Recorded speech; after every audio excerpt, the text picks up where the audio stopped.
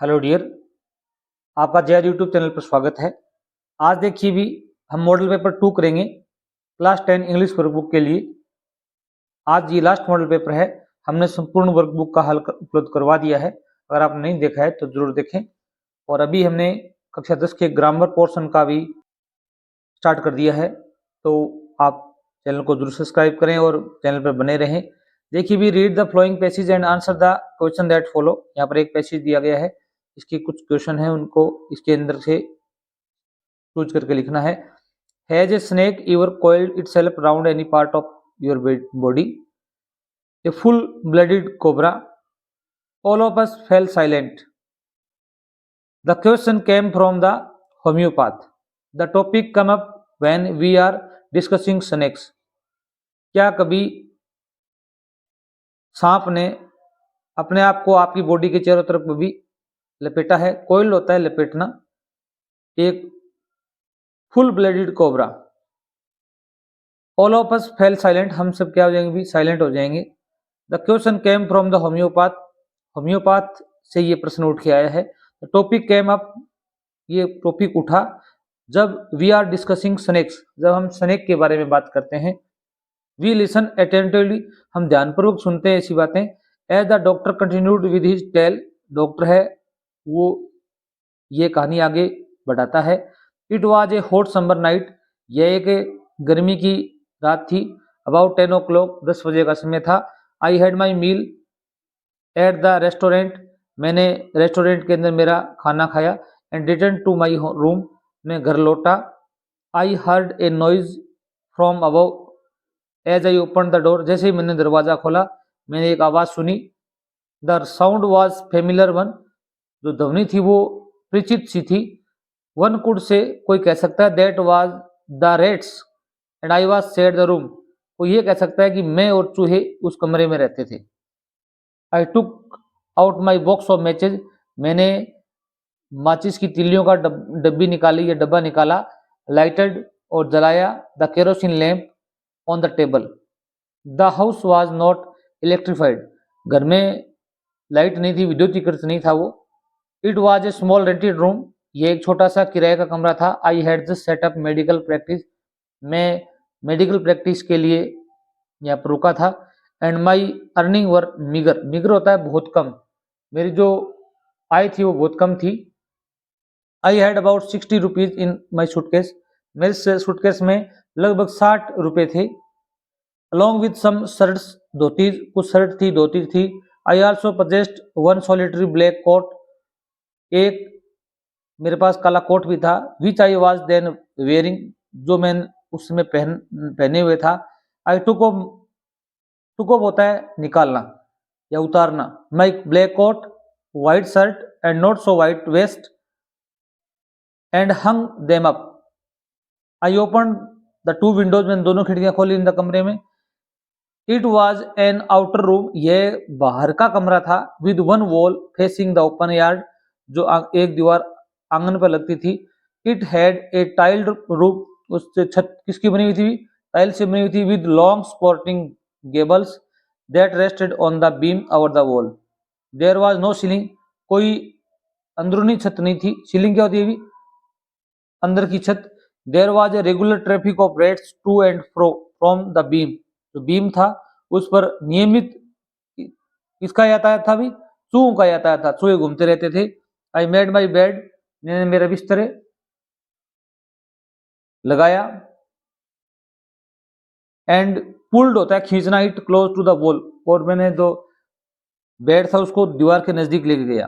पुल का क्या होता है भी? पुश होता है, तो भी आपने रेस्टोरेंट में देखा होगा। आई ले डाउन, मैं लेट गया। But I could not sleep, मैं सो नहीं सका। आई गोट अप, जब मैं खड़ा हुआ। Went out to the veranda for little air, थोड़ी हवा के लिए वरांडे में गया मैं। But the wind god seem to have taken time off, ऐसा प्रतीत हो रहा था कि जो हवा का देवता है वह छुट्टी पर चला गया हो या उसने बंद कर दी हो हवा। I went back into the room, वापिस मैं कमरे में चला गया। And sat down on the chair, कुर्सी पर बैठ गया। I open the box beneath the table and took out of my a book the materia medica, ये किताब का नाम है, ये मैंने निकाली। I open it at the table on which stood the lamp and I large mirror a small com ले beside the mirror. इससे रिलेटेड कुछ प्रश्न है, देखिए भी। The discussion begins with, discussion इस जो पैराग्राफ की किससे स्टार्ट होती है? Snakes, rats, boys, dogs. Snakes से स्टार्ट होती है, सांपों के बारे में स्टार्ट होती है। The doctor was a snake charmer, homeopath, cardiologist, इसमें बी ऑप्शन आएगा, होम्योपैथ का डॉक्टर है वो। क्वेश्चन नंबर 3 देखो भी, what did the narrator do when he heard the noise of rate? Narrator ने क्या किया जब उसने चूहों की आवाज सुनी? The narrator took out his box of matches, जो लेखक है उसने माचिस का बॉक्स निकाला, एंड लाइटेड और जलाया the kerosene lamp on the table, table पर केरोसिन जो लैम्प है उसको जलाया। ये बातें आपको लिखनी थी। डिस्क्राइब द रेंटेड रूम, जो कमरा था लेखक का जो किराए पर लिया गया उसके बारे में आपको वर्णन करना है।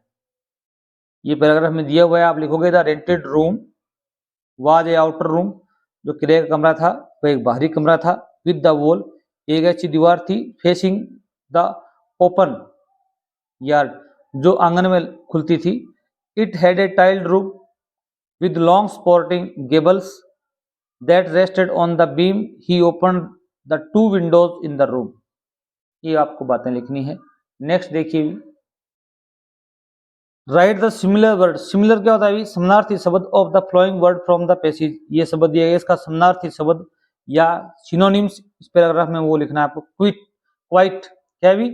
क्वाइट होता है शांत, एक होता है QUIT, क्विट, इसका मतलब होता है छोड़ना। क्या होता है भी? छोड़ना, इसका मतलब होता है शांत।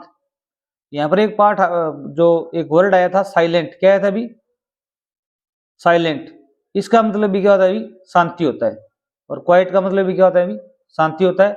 ये क्विट होता है, इसका मतलब होता है छोड़ना, त्यागना। साइलेंट वर्ड आएगा यहाँ पर। Right the opposite word of the flowing word from the passage, आपको विलोम शब्द लिखना है पुश का। पुश होता है धक्का देना, और इसका एक शब्द आया था पुल। पुल क्या होता है भी? खींचना। जैसे कोई रेस्टोरेंट होता है, कोई होटल होता है, उसका एक गेट पर लिखा होता है पुश, एक पर लिखा होता है पुल, इसको धक्का दो, इसको खींचो। 2 नंबर भी पैसेज आया हुआ है, देखो भी। The only women in the world who has scaled Mount Everest twice was born in a society, केवल एक औरत संसार में जिसने माउंट एवरेस्ट को 2 बार चढ़ाई की, उसने वैसे परिवार में पैदा हुई थी, समाज में पैदा हुई थी, वेयर जहां पर the birth of a son was regarded as a blessing, जहां पर बेटे का जन्म होना एक आशीर्वाद माना जाता था। एंड ए डॉटर, एक पुत्री, दो नॉट कंसिडर्ड ए कर्स, एक अभिशाप तो नहीं माना जाता था। कर्स क्या होता है अभी? अभिशाप। वाज नॉट जनरली वेलकम, परंतु साधारणतः उसका स्वागत नहीं किया जाता था। जैसे आपके भी कभी लड़का होता है, थालियां बजाती हैं और मिठाइयां बांटी जाती हैं, लड़की पर ऐसा नहीं होता है आजकल, परंतु आजकल होने लग गया है, पहले नहीं होता था। When her mother was expecting Santosh, परंतु उसकी माँ है वो संतोष को एक्सपेक्ट कर रही थी। ए ट्रेवलिंग होली मैन, एक यात्री, पवित्र आदमी, गिविंग हर हिज ब्लेसिंग, जिसने उसकी माँ को आशीर्वाद दिया था। Assumed that she wanted a son, कि उसने ऐसा माना, उस होली मैन ने, कि वह एक पुत्र को चाहती है। बट टू एवरीवन सरप्राइज, परंतु प्रत्येक आदमी को आश्चर्य हुआ, the unborn child's grandmother who was standing close by told him that they did not want a son, परंतु जो अजन्मा बच्चा था उसकी माँ जो उसके बिल्कुल नजदीक खड़ी थी, इसके भी होली मैन, उसने उससे रिक्वेस्ट की कि वह लड़का नहीं चाहती। क्या नहीं चाहती भी? लड़का नहीं चाहती। They did not want a son, उनको बेटा नहीं चाहिए। The holy man was also surprised, जो होली मैन था वह भी आश्चर्यचकित हो गया। Nevertheless he gave the requested blessing, और उसने क्या किया अभी? उसको आशीर्वाद दे दिया, उसके अनुसार अर्थात लड़की का आशीर्वाद दे दिया। And as a destiny would have it, और भाग्य ने ऐसा ही किया। डेस्टिनी क्या होता है? भाग्य ने। The blessing seem to work, और जो आशीर्वाद था वह काम करने लगा था, उसने काम किया। Santosh was born the 6th child in a family with 5 sons, 5 पुत्रों पर 6ठे चाइल्ड के रूप में परिवार में एक बच्ची जन्मी। ए सिस्टर टू 5 ब्रदर्स, एक बहन, इसके 5 भाई थे। She was born in the small village of Joniawas. वह एक छोटे से गांव में पैदा हुई थी। गांव का नाम था जोनियावास और रेवाड़ी डिस्ट्रिक्ट इन हरियाणा। हरियाणा की रेवाड़ी डिस्ट्रिक्ट में। The girl was given the name Santosh, और जो लड़की को नाम क्या दिया गया? अभी संतोष नाम दिया गया। विच मीन्स कंटेंटमेंट, इसका अर्थ है संतुष्टि। संतोष का अर्थ क्या होता है? अभी contentment. But Santosh was not always content, परंतु संतोष थी वो हमेशा संतुष्ट नहीं थी। With her place in a traditional way of life, उसके पारंपरिक जीवन के स्थान पर। She began living life on her own terms from the start, वह आरंभ से ही अपने जीवन को अपने हिसाब से जीना चाहती थी। वेयर अदर गर्ल्स वोर ट्रेडिशनल इंडियन ड्रेसेस, जहां पर जो दूसरी लड़कियां थी वो पारंपरिक भारतीय वस्त्र पहनती थी। संतोष प्रीफर्ड शॉर्ट्स, मतलब संतोष थी वो शॉर्ट्स प्रीफर करती थी, पसंद करती थी। Looking back she says now, from the very beginning I was quite determined that if I choose a correct और rational path the others around me had to change, not me. उसका एक मत था कि वह एक सही और तर्कयुक्त रास्ता चुनेगी, उसके चारों तरफ जो लोग थे वो खुद बदल जाएंगे, वह नहीं बदलेगी। Santosh parents were affluent land owner. Affluent होता है धनवान, धनाढ्य। संतोष के माता पिता थे वो धनाढ्य जमींदार थे, अर्थात खेती करते थे। Who could afford to send their children to the best schools, वो अपने बच्चों को अच्छे विद्यालयों में भेज सकते थे। Even to the country's capital, यहाँ तक कि देश की राजधानी न्यू दिल्ली में भेज सकते थे। Which was quite close by, जो उनके बहुत नजदीक थी। But in the line with the prevailing custom in the family, परंतु परिवार में एक ऐसी रिवाज थी। Santosh had to make do with the local village school, Santosh को सामान्य गांव में भेजा गया, लोकल स्कूल में।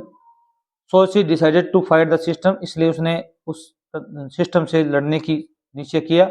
इन आवर ओवन क्वाइट वे, अपने शांत तरीके से। When the right moment right, जब सही समय आएगा तब। And the right moment came when she turned 16, सही समय तब आया जब वह 16 साल की हो गई। एट 16, 16 साल की उम्र में most of the girls in her village used to get married, सबकी शादी कर दी गई थी। Santosh was also under pressure from the parents to do the same, Santosh पर भी अंडर प्रेशर थी, दबाव था कि वह भी शादी कर ले। A marriage as early age that was the last thing on her mind.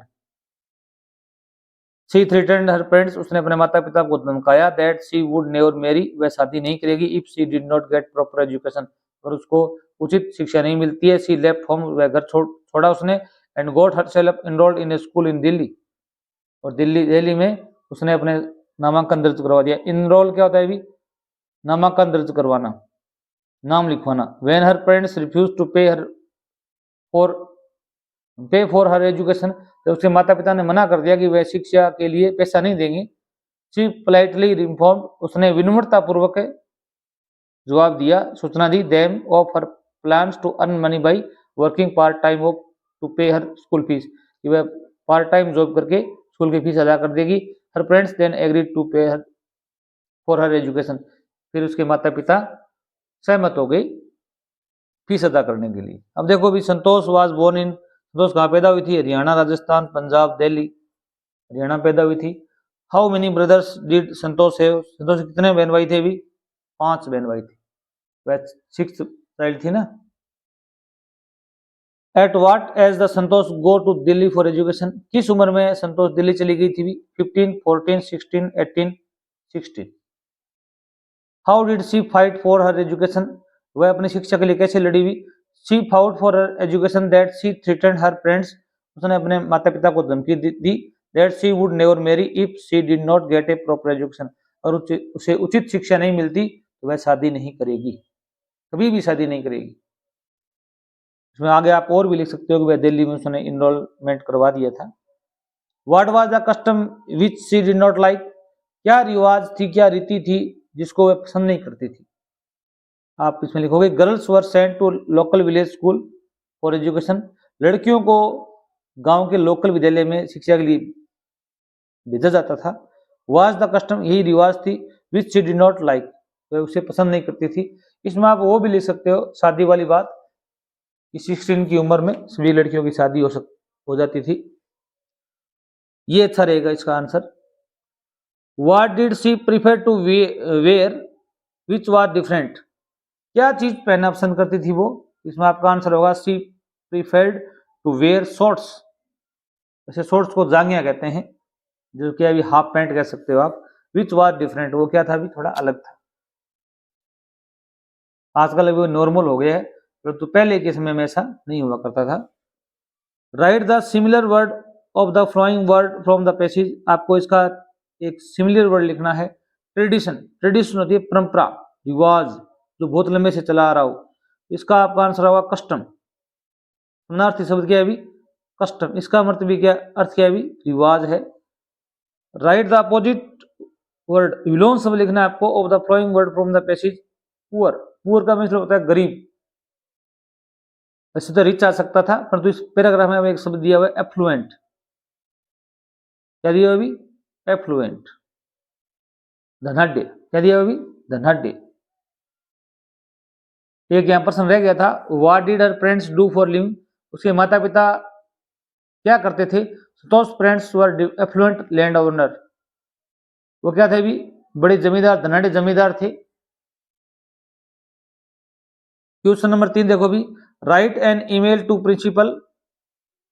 आपको ईमेल लिखना है प्रिंसिपल को ऑफ योर स्कूल, आपके विद्यालय के, रिक्वेस्टिंग हिम, उससे रिक्वेस्ट करना है, हर टू ग्रांट यू, कि आपको अनुमति दे, 2 days लीव, 2 दिन की छुट्टी प्रदान करे, as you want to attend your cousin's marriage. आप अपने कजिन की मैरिज को अटेंड करना चाहते हो।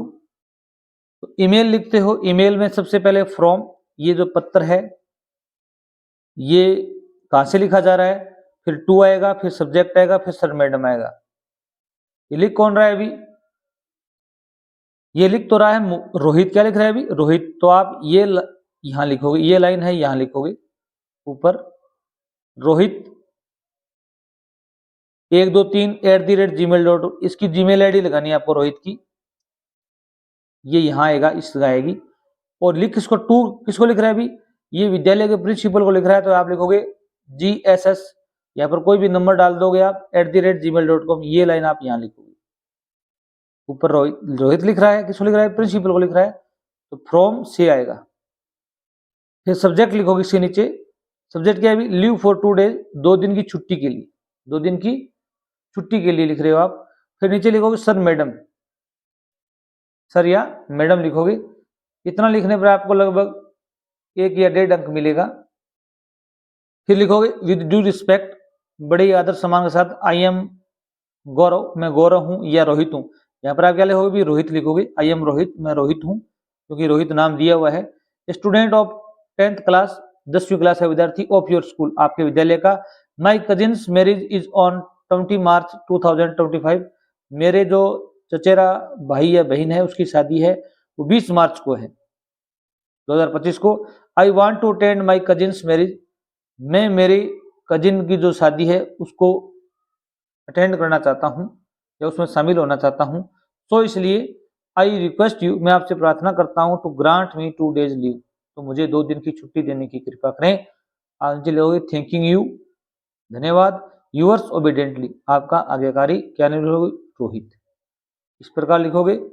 ये लेटर भी इसी होता है, लेटर में थोड़ा ऊपर वाला ढांचा अलग होता है, स्ट्रक्चर ये अलग होता है। 4 नंबर प्रश्न देखो, 20 में 4 नंबर प्रश्न में दिया गया, write a story on any given 2 choice in 80 words. आपको एक कहानी लिखनी है, the capsular and the monkey या the lion and the mouse के बारे में। ये आप अपने पासबुक से देख के लिख सकते हो। आगे देखिए भी 5 नंबर प्रश्न है, इसमें एक पैराग्राफ लिखना होता है। पैराग्राफ का मतलब है ऐसे 60 वर्ड्स में। यहाँ 2 दिए हुए होलिका अथवा दिया हुआ है ए विजिट टू जू, एक चिड़ियाघर की सैर।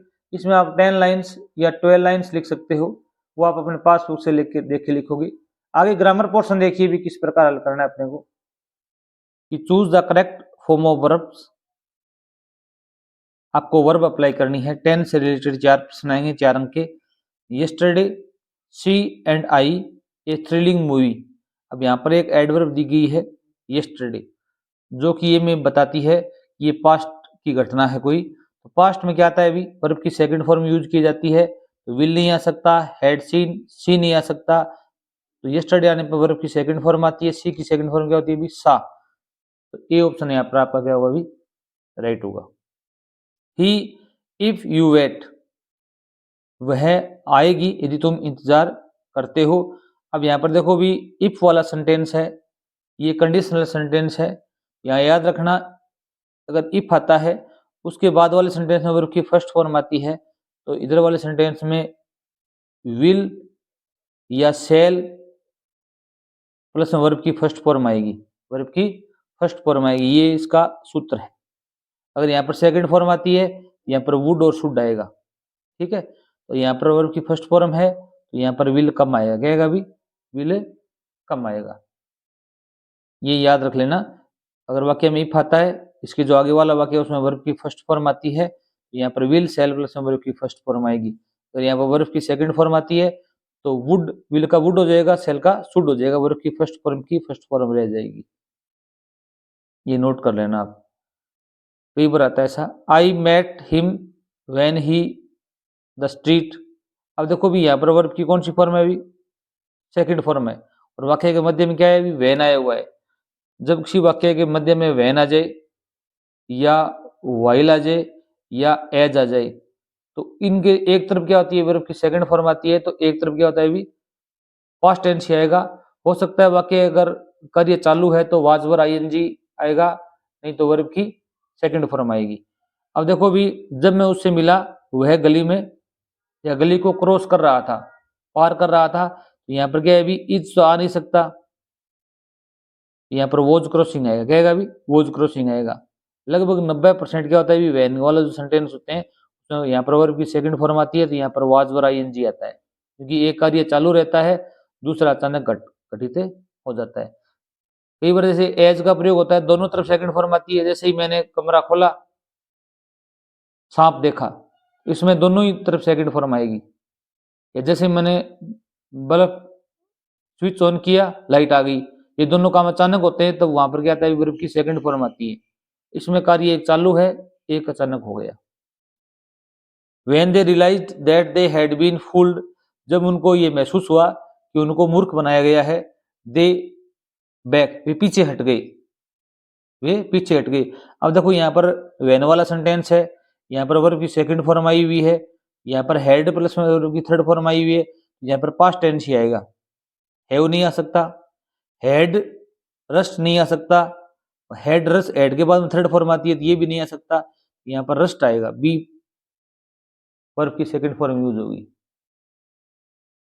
आगे देखो भी 7 नंबर प्रश्न है, change the flowing sentences into indirect speech. आपको इंडायरेक्ट स्पीच में चेंज करना है। हमारे चैनल पर क्या है भी ग्रामर से संबंधित कक्षा 10 के सभी वीडियो पब्लिश्ड है, जो नहीं है वो हम पब्लिश कर देंगे। अगर आप देखना चाहते हैं, सीखना चाहते हैं ग्रामर, तो चैनल पर जरूर जाएं और चैनल को सब्सक्राइब भी करें। The principal said to me do your homework on time. Principal ने कहा कि अपना कार्य समय पर करें।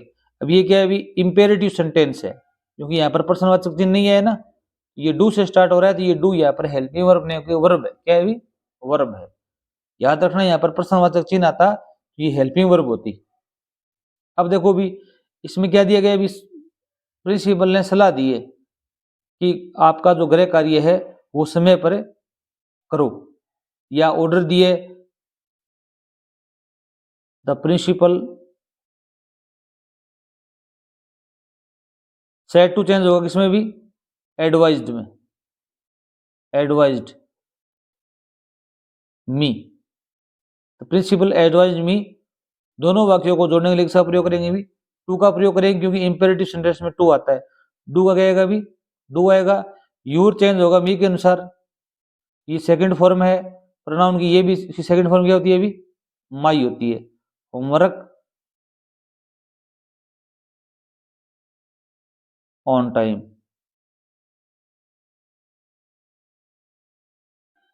आगे देखो भी mother said to me when will you come back. माँ ने मुझसे कहा कि तुम वापस कब आओगे। अब यहाँ पर देखो भी प्रश्नवाचक चिन्ह है, WH वर्ड से स्टार्ट हो रहा है, ये इंटरोगेटिव सेंटेंस है। यहाँ मदर क्या आएगा अभी मदर आएगा। सेड टू किसमें चेंज करेंगे भी हम आस्क्ड में, किसमें चेंज करेंगे भी आस्क्ड में। और मी का क्या आएगा अभी, मी। दोनों वाक्यों को जोड़ने के लिए WH वर्ड का WH वर्ड ही आएगा, या क्या आएगा अभी, वेन का क्या आएगा अभी, वेन आ जाएगा। और यहाँ पर क्या आएगा अभी, यू से चेंज होगा मी के अनुसार। यहाँ मी की फर्स्ट फॉर्म क्या होती है अभी, आई। विल चेंज हो जाएगा वुड में। कम क्या आएगा अभी, कम। बे का क्या आ जाएगा अभी, बैक आ जाएगा। Mother asked me I would come back. आगे देखिए भी 8 नंबर प्रश्न देखो भी, change the flowing sentences into passive voice. अब आपको 8 नंबर प्रश्न है वो पैसिव में चेंज करना है। The teacher is telling us a story, अध्यापक हमें एक कहानी बता रहा है। अब देखो भी करता कौन है, अभी टीचर है, इज हेल्पिंग वर्ब है, टेलिंग वर्ब की फर्स्ट फॉर्म आईएनजी है, अस और ए स्टोरी दो ऑब्जेक्ट है इसके अंदर, एक डायरेक्ट ऑब्जेक्ट है, एक इनडायरेक्ट ऑब्जेक्ट है। अब देखो भी हम अस से बनाएंगे पहले, तो यहाँ पे क्या आएगा अभी, वी आएगा। ऑब्जेक्ट को क्या बनाएंगे भी, सब्जेक्ट बनाएंगे। याद रखना हम वर्ब के तुरंत वाले ऑब्जेक्ट को लेना है आपको, वी। अब इजएमआर आया हुआ है तो यहाँ पर इजएमआर आएगा तो क्या आएगा अभी, आर। आईएनजी हटेगा क्या लगाएंगे अभी, बीइंग। क्या लगाएंगे अभी, being. We are being. Verb की थर्ड फॉर्म क्या आएगी अभी, टेल क्या होगी, टोल्ड। अब ये स्टोरी ऑब्जेक्ट है दूसरा, वो यहां रखा जाएगा, a story by the teacher, by the teacher. एक तो ये तरीका है आपके पास। अगर आप ए स्टोरी से बनाना चाहोगे तो स्टार्टिंग में क्या लिखोगे भी, a story,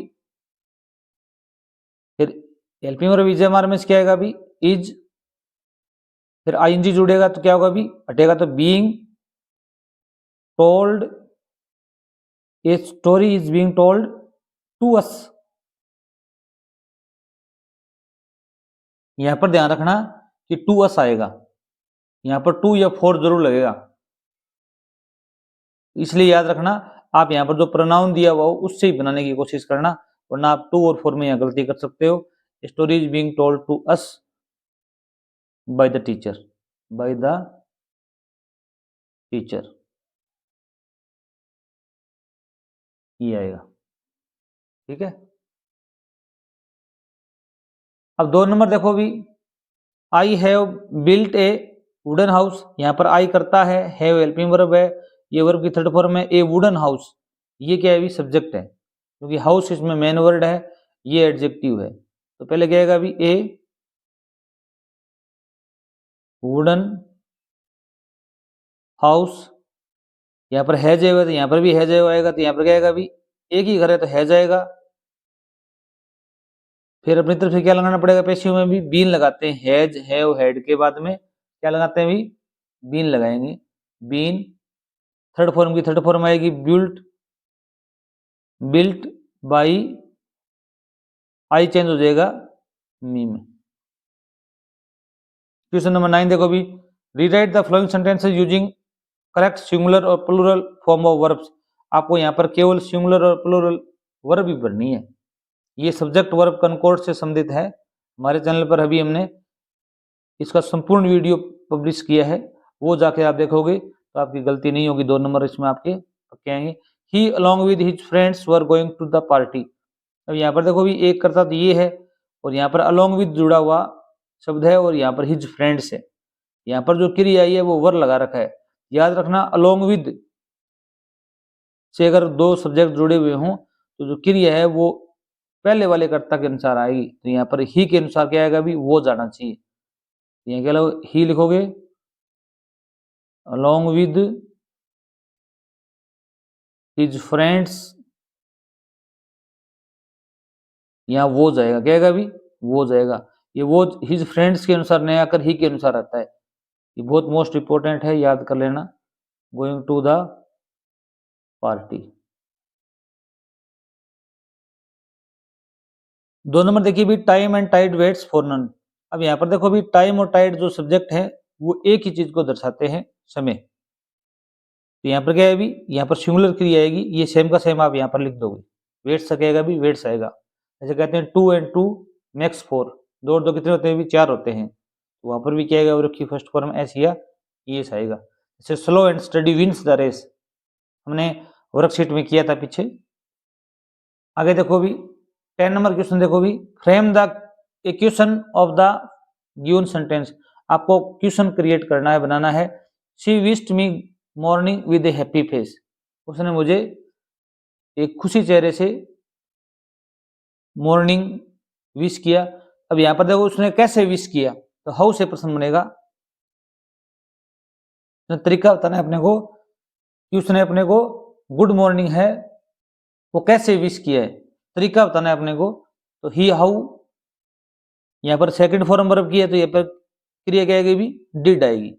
how she, how did, यहां पर क्या आएगा भी, she, how did she wish me या यू, मी चेंज हो जाएगा यू में, यू मॉर्निंग।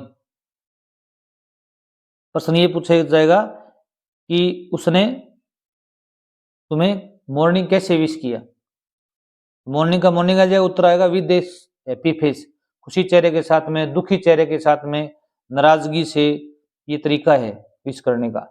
यहाँ पर सेकंड फॉर्म हो तो यहाँ पर डिड का प्रयोग करेंगे, फर्स्ट फॉर्म हो तो यहाँ पर डूड का प्रयोग करेंगे, कर्ता सी का सी आ जाएगा। यहाँ पर डिड हट गया तो यहाँ पर वर्ब की फर्स्ट फॉर्म आएगी डिड के साथ में, डू डज डिड के साथ में वर्ब की फर्स्ट फॉर्म आती है हमेशा, और मी चेंज होगा यू में, मॉर्निंग आ जाएगा। इसमें क्वेश्चन टैग लगाना है आपको, she will tell you the truth, वह तुम्हें सत्य बताएगी। अब यहाँ पर देखो वाक्य क्या है अभी, पॉजिटिव है, अर्थात नोट का प्रयोग नहीं हुआ है, नेगेटिव नहीं है, तो यहाँ पर ये नेगेटिव बनेगा क्वेश्चन टैग। विल क्या हो जाएगा अभी, वॉन्ट, विल नोट को हम इसकी जो कॉन्ट्रैक्टेड फॉर्म कैसे लिखेंगे भी, इस प्रकार लिखेंगे वॉन्ट, सी का क्या आ जाएगा अभी, सी आ जाएगा, वॉन्ट सी। ये आप थोड़ा ध्यान रखना, विल की याद करना, वॉन्ट होती है। इसमें दिए है the ceremonies took place in the lovely sandstone amphi theatre formed by the union building in Pretoria, ये नेल्सन मंडेला पार्क से लिया गया है। जो समारोह है वह कहाँ पर आयोजित किया गया था अभी, सैंडस्टोन एम्फी थिएटर में, जो कि यूनियन बिल्डिंग प्रिटोरिया में बनाया गया था फॉर डिकेड्स, शताब्दियों से। This had been the seat of white supremacy, यह सफेद लोगों की सीट थी जहां पर सफेद लोगों ने राज किया, अर्थात गोरे काले का जो भेद था उसमें सम्मिलित है ये। And now it was the site of rainbow gathering of different colours, अब क्या अभी यहाँ पर इंद्रधनुष के समान विभिन्न रंगों के लोग यहाँ पर एकत्रित हुए हैं। एंड नेशंस, राष्ट्र से, for the installation of south Africa first democratic non racial government, अब क्या हो रहा है अभी वहां पर स्थापना हो रही है अफ्रीका की प्रजातांत्रिक और नॉन रेशियल अजातिगत सरकार की, जिसमें कोई जातिगत भेदभाव ना हो। On that lovely autumn day, ये क्या अभी ऑटम डे है, सुंदर, आई वाज एक्कम्पनीड, मेरे साथ कौन है अभी, माई डॉटर जैनानी, उसकी जो नेल्सन मंडेला की पुत्री का नाम है Zenani. On the podium mister de Klerk was first sworn as a second deputy president, सबसे पहले मिस्टर डी क्लर्क ने शपथ ली, इसकी भी द्वितीय डिप्टी प्रेसिडेंट उपराष्ट्रपति की। Then Thabo Mbeki was sworn in as first deputy president, और फिर यहाँ पर नाम दिया गया ताबो मेबकी, उसने शपथ ली प्रथम उपराष्ट्रपति के लिए। When it was my turn, जब मेरी बारी आई, आई प्लेजेस टू ओबे, मैंने प्रतिज्ञा ली आज्ञा मानने की, एंड अपहोल्ड द कॉन्स्टिट्यूशन, और जो संविधान है उसको बनाए रखने की, and to devote myself to the well being of republic and its people, इस गणतंत्र के कल्याण के लिए और इनके लोगों के कल्याण के लिए मैं समर्पित होऊंगा। To the assembled guest and the watching world, एकत्रित हुए मेहमान और देख रहा संसार ने, आई सेड, मैंने कहा, today all of us do be our presence here, आपने यहाँ पर जो उपस्थिति दी है, confer glory and hope to newborn liberty, एक नई स्वतंत्रता को पैदा किया है, आशा पैदा की है। Out of the experience of an extra ordinary human disaster, हमने एक अप्रत्याशित मानव विपदा का सामना किया, अनुभव किया। दैट लास्टेड टू लॉन्ग, वो बहुत लंबे समय तक चली। Must be born a society of which all humanity will be proud, अब ऐसे समाज का निर्माण होगा जिस पर सभी को क्या होगा, भी गर्व होगा। इससे संबंधित कुछ प्रश्न आए हुए हैं, देखो भी। पहला प्रश्न है, the ceremony took place in, ceremony है वो किस स्थान पर आयोजित की गई भी? यूनियन बिल्डिंग में। बी ऑप्शन आपका क्या है यहाँ पर राइट होगा। The first deputy president was, जो फर्स्ट डिप्टी प्रेसिडेंट उपराष्ट्रपति कौन थे भी? इसमें आएगा थाबो मेविकी, ये द्वितीय थे, ये प्रथम थे उपराष्ट्रपति। राष्ट्रपति कौन थे भी? नेल्सन मंडेला थे। ये थोड़ा याद रखना, इनमें से प्रश्न जरूर पूछा जाता है एक बार। तो ये थाबो मेविकी आएगा first deputy president. Nelson Mandela pledges to, Nelson Mandela ने क्या प्लेज ली भी? Obey and uphold the constitution, save the people of the world, to serve the people and United States, obey the white people. यहाँ पर ए number option होगा कि वह लोगों की आज्ञा मानेगा, संविधान की आज्ञा मानेगा और संविधान के जो संस्कार हैं, नियम हैं, उनको बनाए रखेगा, अपहोल्ड।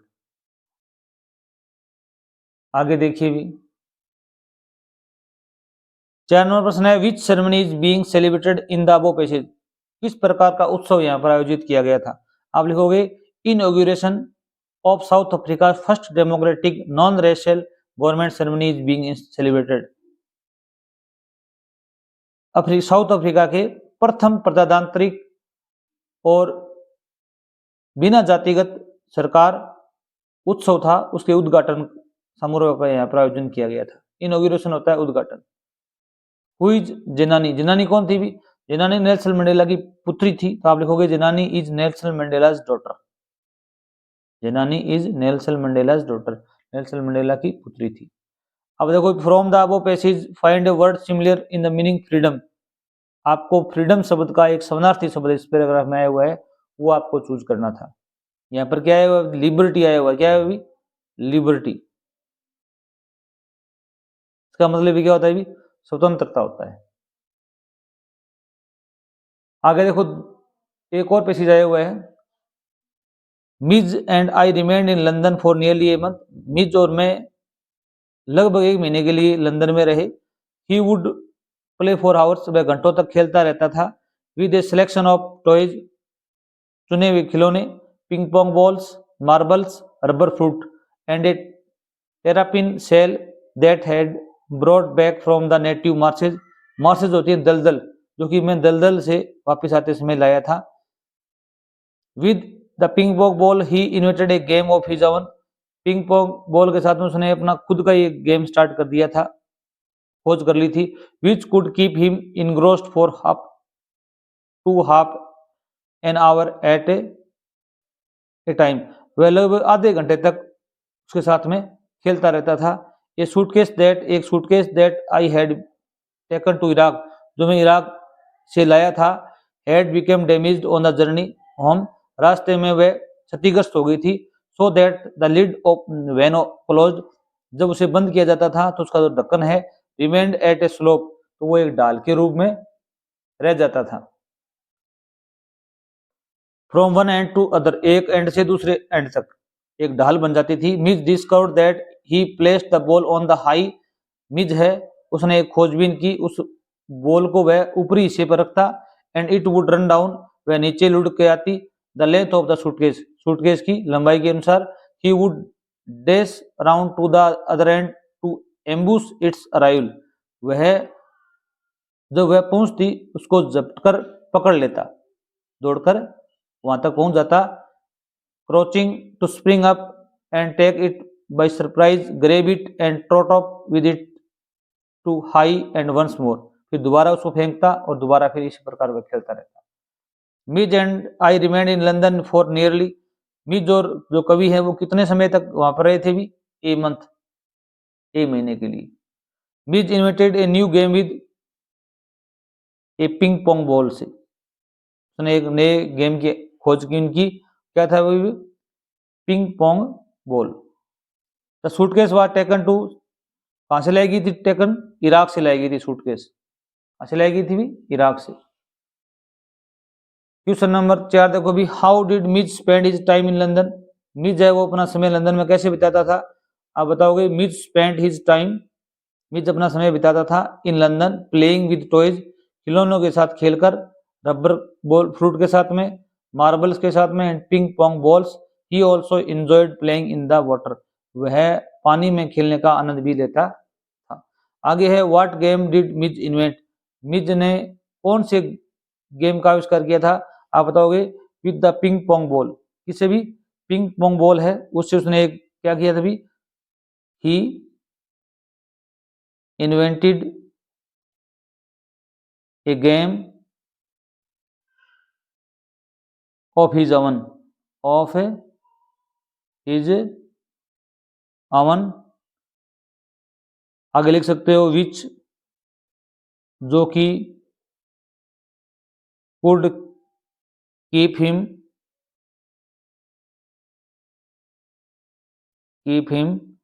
engrossed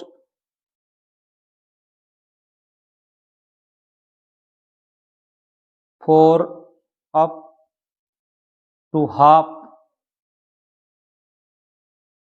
an hour, वह आधे घंटे तक उसको इसमें बिजी रखता था। आवर एट ए टाइम, एक समय में। ठीक है, आगे देखिए भी, from the above passage find a word similar in the meaning sudden attack. एक ऐसा शब्द आया हुआ है जिसका अर्थ है sudden attack.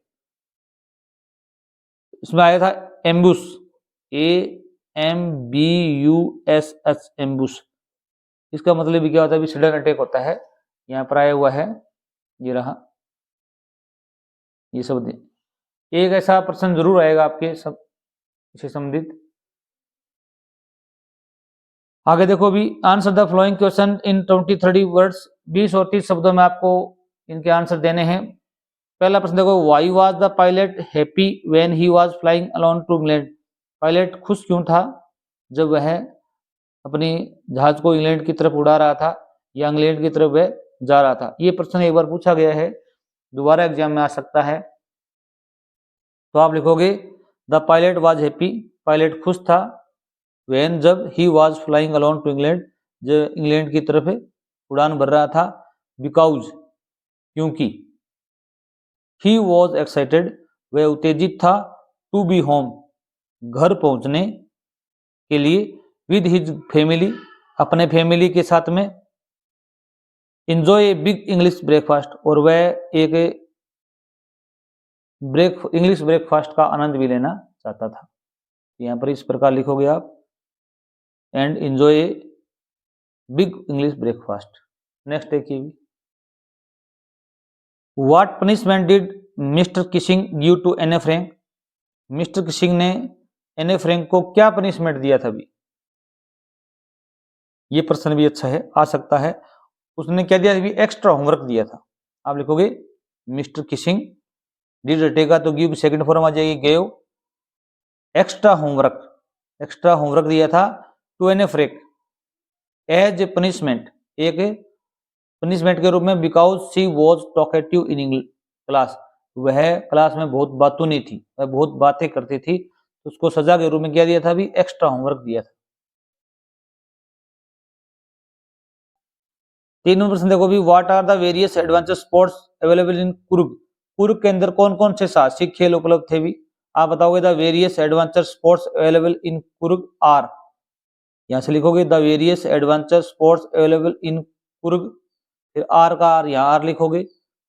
Water sports, mountain sports and trekking, 3 खेल वहां पर थे। ये प्रश्न भी अच्छा है, याद सकता है, याद कर लेना। Water sports, mountain sports and trekking. Question number 4 देखो भी, why did Valli want to ride the bus. Valli है बस पर क्यों जाना चाहती थी भी? ये भी अच्छा प्रश्न है। Valli wanted to ride on the bus, Valli did हटेगा तो वांट का क्या, wanted to ride on the bus, bus पर जाना चाहती थी, बिकॉज क्योंकि, she was curious about the outside world वह बाहरी संसार के प्रति जिज्ञासु थी, अर्थात वह बाहर का जो संसार है, एक्टिविटी उनको देखना चाहती थी। वांटेड टू एक्सपीरियंस एडवेंचर और वह चाहती थी एक साहसिक अनुभव लेना चाहती थी। She wanted to ride on the bus to enjoy it, वह बस पर आनंद लेने के लिए भी सवारी करना चाहती थी। ये लाइन भी लिख सकते हो आप, शी वांटेड टू राइड, बस पर सवारी करना चाहती थी, टू एंजॉय इट, इसका आनंद लेने के लिए यात्रा को, ये संपूर्ण भी लिख सकते हो आप। आगे देखो 15 नंबर प्रश्न है, answer the following question in 80 words में लिखना है। हाउ वुड यू से the Lencho had complete faith in God, explain in your words. आप कैसे कह सकते हो कि लेंचो का भगवान में पूर्ण विश्वास था, अपने शब्दों में बताना है आपको। आप कहोगे Lencho had complete faith in God, Lencho है का भगवान के प्रति पूर्ण विश्वास था, आस्था थी।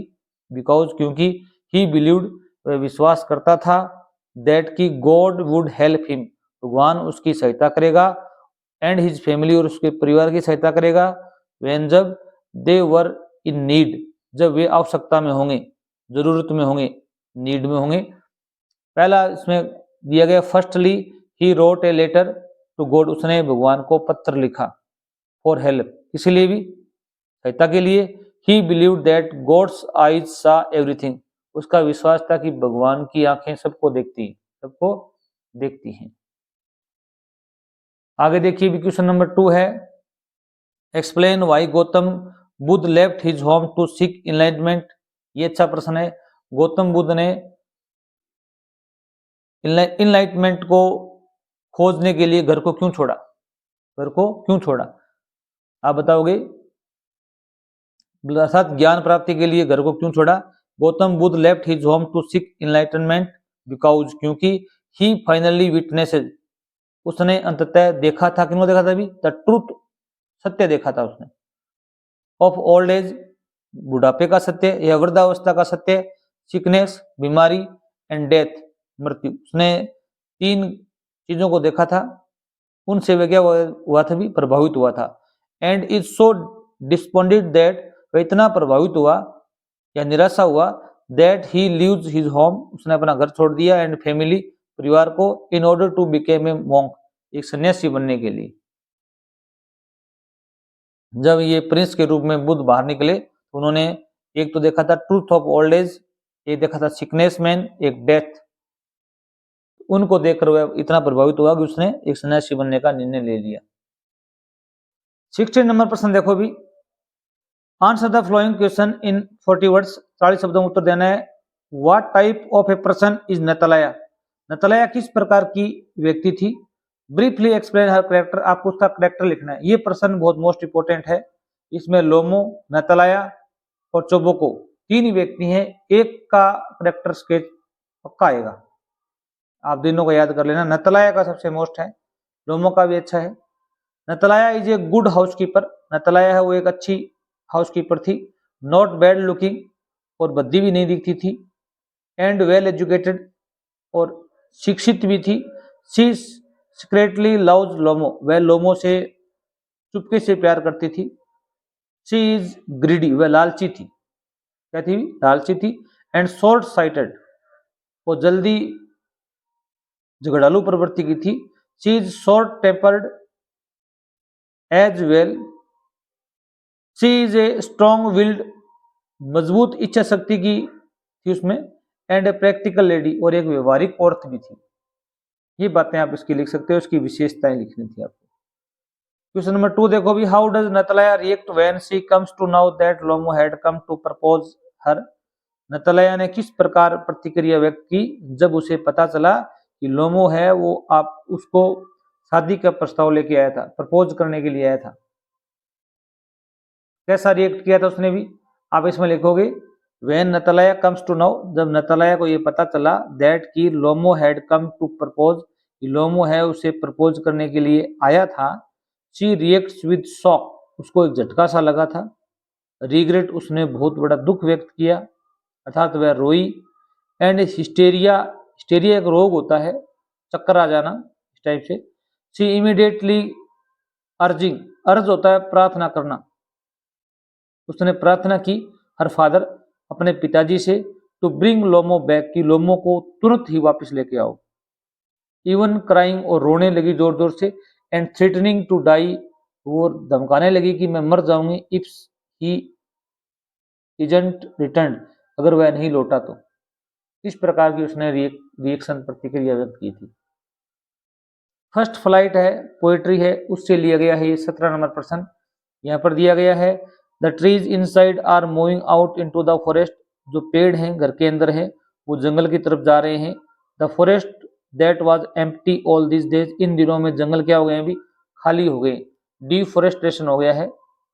Where no bird could sit, जहाँ पर कोई पक्षी बैठ नहीं सकता है। नो इंसेक्ट हाइड, कोई भी कीड़ा मकोड़ा अपने आप को छिपा नहीं सकता है। No sun birds fit in shadow, ये भी एक कहावत है, एक मुहावरा है कि सूर्य अपनी रोशनी या जो सूर्य की जो रोशनी है वो छायों में नहीं रुक सकती। The forest that was empty all these nights will be full of trees by morning, रात को जो जंगल है वो खाली है, वो सुबह क्या हो जाएगा अभी, पेड़ पौधों से भर जाएगा। तो इसमें explain the meaning of the above extract, इसका मीनिंग लिखना है आपको, अर्थ लिखना है। आप इसमें लिख सकते हो द फॉरेस्ट इज एम्प्टी, जंगल खाली है, बिकॉज ऑफ, क्यों, डिफोरेस्टेशन, वन उन्मूलन के कारण, पेड़ पौधों की कटाई के कारण खाली है। तो इसलिए there is no place to sit for bird, वहां पर कोई भी स्थान नहीं है बचा, कोई स्थान नहीं बचा किस लिए भी, पक्षियों के लिए। And to hide for insect, और कीड़ों मकोड़ों के छिपने के लिए। विदाउट ट्रीज, बिना पेड़ों के, the sun's rays would not be able to cool themselves, सूर्य की जो किरणें हैं वो अपने आप को ठंडा नहीं रख सकती वो। The barren forest will be filled, जो बेरन फॉरेस्ट है, जो उजड़ा हुआ जंगल है, वह दोबारा भर जाएगा, न्यू ट्रीज, नए पेड़ों से, बाय द मॉर्निंग, सुबह तक। अर्थात कवि ऐसी आशा करता है कि नए पेड़ पौधे लगेंगे और जंगल दोबारा हरा भरा हो जाएगा। आगे देखो भी, why was the forest empty all this days, इन दिनों में जंगल खाली क्यों है अभी। जो कवि कहता है forest was empty all this days because of deforestation, वनों की कटाई के कारण जंगल के भी खाली हैं, यही आपका आंसर होगा, बिकॉज ऑफ डिफोरेस्टेशन। अच्छा प्रश्न है, आ सकता है एग्जाम में। Which is the practice of cutting down trees for other uses, जो डिफोरेस्टेशन क्यों हो रहा है अभी, क्योंकि हम उन पेड़ पौधों को अलग उपयोग के लिए काम में ले रहे हैं।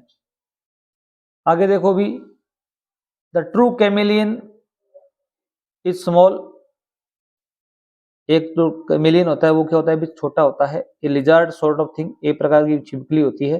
ही hasn't any ear at all, उसके कान नहीं होते, and not a single wing, और पंख भी नहीं होते। If there is nothing on the tree, अगर पेड़ पर कोई नहीं है, दिस द कैमेलियन यू से, वहां पर आपको कैमेलियन देखने को मिलेगा। गिरगिट कह सकते हो कैमेलियन को, तो अपना रंग बदलता हो, क्या बदलता हो अभी, रंग बदलता हो। What does the poet tells us about A chameleon, chameleon के बारे में कवि क्या बताता है अभी। The poet tells us about A chameleon, कवि है वो कैमेलियन के बारे में बताता है that A chameleon is found on a tree, ये पेड़ों पर पाया जाता है। It is a small animal, एक छोटा सा जानवर है, लाइक लिजर्ड, छिपकली के समान। It hasn't any years and not a single wing, न तो ये इसके न तो कान होते हैं न इसके पंख होते हैं। If there is nothing on the tree, अगर पेड़ पर कुछ भी नहीं है, there must be a chameleon for you, आपके लिए कैमेलियन जरूर होगा, गिरगिट मिलेगा आपको वहां पर, जो अपना कलर चेंज कर लेता है आवश्यकता अनुसार। Right the rhyme scheme and rhyming words, आपको इस जो पैराग्राफ है इसकी राइम स्कीम लिखनी है और राइमिंग वर्ड भी लिखने। The rhyme scheme is A B C C, ये अच्छा प्रश्न है, याद रखना। तो ये कविता है, पोइम है, इसकी राइम स्कीम है A B C C. In the poem how to tell wild animals, कि जानवर को कैसे समझाया जाए, कैसे वर्णन किया जाए। In the about lines the rhyming words are small with all, small है वो ऑल के साथ में राइमिंग कर रहा है, थिंग है वो विंग के साथ में राइमिंग है, और ट्री है वो सी के साथ में। इसी प्रकार आप और भी लिख सकते हो, स्मॉल है इसकी राइमिंग है ऑल के साथ में, इनकी ध्वनि मिल रही है, थिंग की विंग के साथ में, ट्री की सी के साथ में। तो A B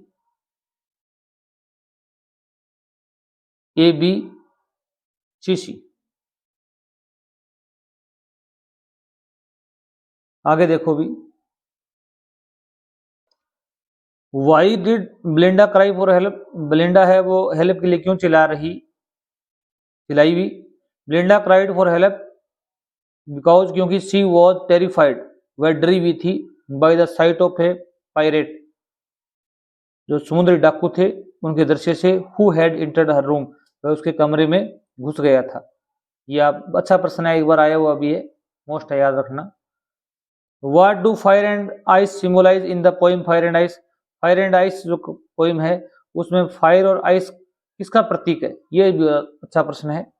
fire symbolises Dzire, fire है वो संकेत करती है डिजायर का प्रतीक है वो, ग्रीड लालच का, और डिस्ट्रक्टिव इमोशंस और विनाशात्मक भावनाओं का, लाइक फ्यूरी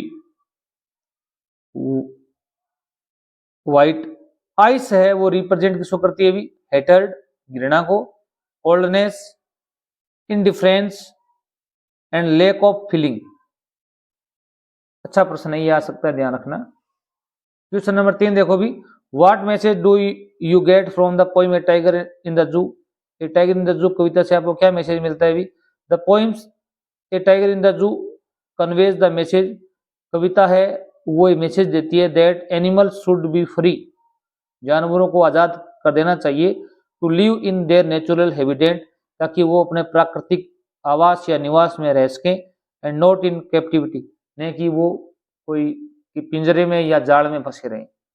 ये अच्छा प्रश्न है, जरूर याद करना। आगे देखो भी 18 नंबर प्रश्न है आपके, 3 ऑब्जेक्टिव टाइप प्रश्न आएंगे। Read the following question and choose the correct alternatives. What did Ebright do in kindergarten? Kindergarten में जो एवराइट राइटर है वो क्या कर रहे थे भी? कलेक्ट बटरफ्लाइज, यहाँ पर यही आएगा। Matilda was born into a family of, Matilda है वो एक ऐसे परिवार में पैदा हुई थी, कलरक में, किसमें है अभी? कलरक्स में, उनके परिवार में कलरक थे father. Who was Ramlal? Ramlal कौन था अभी? ये revenue official, administrative, bank manager, commissioner, यहाँ पर रेवेन्यू ऑफिशियल था वो। ये भी अच्छा प्रश्न एक बार आया हुआ है। क्वेश्चन नंबर 19 देखो भी, draw a brief character sketch of Hari Singh. Hari Singh का चरित्र बताना है आपको, कैसा था भी? थीप स्टोरी से लिया गया है। इसमें जरूर आएगा या तो हरि सिंह का आता है या फिर अनिल का आता है। Hari Singh is a 15 years old thief, Hari Singh है वो 15 वर्ष का एक चोर है। हु इज इंटेलिजेंट, वह बहुत बुद्धिमान भी है, क्लेवर चतुर है, एंड रिसोर्सफुल संसाधन युक्त है। He is also a liar, वह झूठा भी है। Who changes his name to avoid getting caught by the police, police के डर से कि पकड़ा न जाए वह अपना नाम बदलता रहता है। ये अच्छा प्रश्न है, जरूर याद करके जाना। आपको या तो हरि सिंह का करेक्टर मिलेगा या इस पार्ट में अनिल है उसका करेक्टर मिलेगा, बार बार ये पूछा जाता है। आगे देखो, write about Tricki's visit to surgery. जब ट्रिकी को सर्जरी ले जाया गया तो उसकी विजिट यात्रा के बारे में आपको वर्णन करना है। Tricki look down at the noisy dogs with dull eyes, जब उसको रास्ते में ले जाया जा रहा था, वह जब कुत्ते भौंक रहे थे वह नीचा देख रहा था। ही ले मोशनलेस, वह गतिहीन रूप में पड़ा था, ऑन द कारपेट, दरी पर। The other dogs ignored him as an uninteresting object, दूसरे कुत्ते हैं वो भी उसको नजरअंदाज कर रहे थे एक अरुचिकर ऑब्जेक्ट की तरह। आगे देखिए भी, what was the problem of ma'am Loisel. Ma'am Loisel थी, उसकी क्या प्रॉब्लम थी भी? नेकलेस पार्ट से लिया गया है। The problem of ma'am Loisel was that, उसकी प्रॉब्लम थी, शी हैड नथिंग न्यू और suitable to wear for the occasion, कि वह जो ओकेजन के लिए उसके पहनने के लिए कोई उपयुक्त या नई कोई ड्रेस नहीं थी। She gets a new dress, उसको नई ड्रेस तो उसने ले ली, but she doesn't have any jewel to beautify her चेलर, उसके पास कोई ऐसा आभूषण नहीं था जो उसको सुंदर बना सके। ब्यूटीफाई क्या था अभी? सुंदर बनाना वर्ब होती है। आगे देखो भी, Griffin was rather A lawless person comment. ये प्रश्न एक बार पूछा गया है कि ग्रीफन है वो एक कानून को तोड़ने वाला व्यक्ति था। कमेंट कीजिए आप। फुटप्रिंट्स विदाउट फीट से लिया गया है। आप कहोगे यस, हाँ, द करेक्टर ग्रीफन है वो एक लॉलेस पर्सन था, लिखोगे। Exhibited a disregard for laws, वह कानून के लिए, कानून को नहीं मानने वाला व्यक्ति था। सोशल नॉर्म्स, वह सामाजिक नियमों को नहीं मानने वाला व्यक्ति था। Continuously engaging in criminal activities, वह आपराधिक गतिविधियों में संलग्न था। लाइक कौन कौन सी थी? स्टीलिंग, चोरी करना, डिस्ट्रॉइंग प्रॉपर्टी, संपत्ति को नुकसान पहुंचाना, एंड अटैकिंग अदर्स, और दूसरों पर आक्रमण करना। ऑल वाइल, इनके साथ साथ टेकिंग एडवांटेज ऑफ हिज इनविजुअलिटी, अपनी आदर्शता का लाभ भी वह उठाता था। ये बात आप इसमें लिखोगे। क्वेश्चन नंबर 2 देखिए भी, right a brief character sketch of भोली। भोली का आपको चरित्र लिखना, ये अच्छा प्रश्न है, वो आ जाएगा। Bholi's whole personality underwent a complete transformation towards the end of the story. कि जो भोली है उसकी व्यक्तिगत जो पर्सनैलिटी है, व्यक्तित्व है, वो आरंभ से लास्ट तक क्या होता है, बदल जाता है, पूर्णतः चेंज हो जाता है। कैसे होता है भी, और एजुकेशन उसमें क्या रोल निभाती है। At the beginning of the story, कहानी के आरंभ में भोली इज डिपिक्टेड, भोली को चित्रित किया गया है एज ए सिंपल, एक साधारण, टिम्ड, डरपोक एंड लेक कॉन्फिडेंट, और कम आत्मविश्वास या आत्मविश्वास की कमी की एक लड़की। But as the story progress, जैसे ही कहानी आगे बढ़ती है, प्रोग्रेस करती है, शी रिसीव्स एजुकेशन, वह शिक्षा ग्रहण करती है, विच इम्पावर्स, जो उसको शक्ति प्रदान करती है, समर्थ बनाती है, हर उसको, and boost her self esteem, उसका आत्मविश्वास जागता है। She rejects this mean and greedy man, वह उस लालची आदमी को त्याग देती है, नकार देती है। She prefers to be a school teacher, वह एक विद्यालय अध्यापिका बनना चाहती है, and not a helpless housewife, न कि वो एक असहाय घर की पत्नी। और वीडियो अच्छा लगा चैनल जो सब्सक्राइब करना। थैंक्स।